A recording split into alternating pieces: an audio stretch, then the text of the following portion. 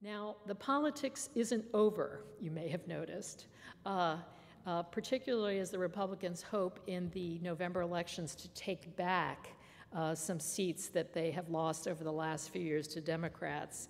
You're continuing to hear this noise about the government takeover, et cetera. And the Republicans in the Senate Finance Committee in particular have held up the appointment of some key individuals who are supposed to go over into the government to implement some of these reforms. For example, Don Berwick, who many of you will know from the Institute for Healthcare Improvement, who's been named as the new administrator for our Centers for Medicare and Medicaid Services, which also is supposed to set up a new innovation center under the legislation that Don is supposed to run. There is now a so-called hold on Don's appointment in the Senate Finance Committee. It's a silent hold, meaning nobody has to confess to having put the hold on the nomination. But for all intents and purposes, there is no plan even to hold hearings on his nomination, and it's already a year and a half into the Obama administration. And there are a number of other HHS officials or HHS wannabes, I should say, whose appointments have similarly been held up. So the politics isn't over, and we don't expect it to be over anytime soon. And coupled with some of these implementation challenges that I mentioned, I think it's going to be a difficult few years, and you can expect some more ruckus from your neighbors to the south as we continue to sort out whether all of this was as good an idea as many of us think it was.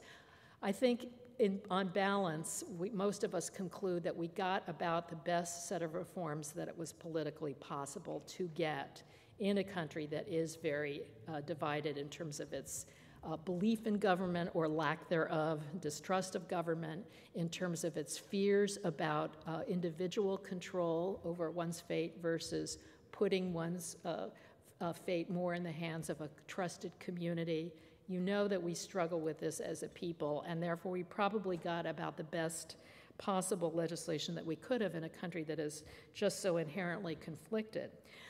George Carlin, the late comedian, used to say he didn't think that there was anything in the United States that Americans, no problem, so serious, that Americans, when they rolled up their sleeves, could not completely ignore it. And healthcare felt that way to many of us for a long, long time. I think where we have come out is about along the lines of that famous Winston Churchill quote, which is, Americans always do the right thing after exhausting all the other alternatives. And I think that it's arguable that we did pretty much exhaust all the other alternatives for 100 years and we got to where we are.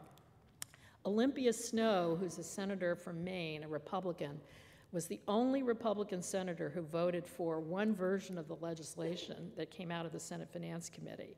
And when she was asked by a reporter after the vote why she voted yes, she said, well, when history calls, history calls. Well, clearly history did not call her back after that vote. History was just not that into Olympia Snowe. But history has, in essence, called the United States now in a very fundamental way to take the tools that have been provided to us as a people to get closer to the aims that you all have held as a people for quite some time, to move toward universal coverage, but also to take what is unarguably the world's most expensive healthcare system and turn it into something truly great for many, many more Americans. So I look forward to continuing to come up here in future years to continue to learn from all of you and share lessons back and forth as we at least continue, if not to import your drugs, at least to import some of your best ideas back into the United States. Thank you very much. I've enjoyed being with you today.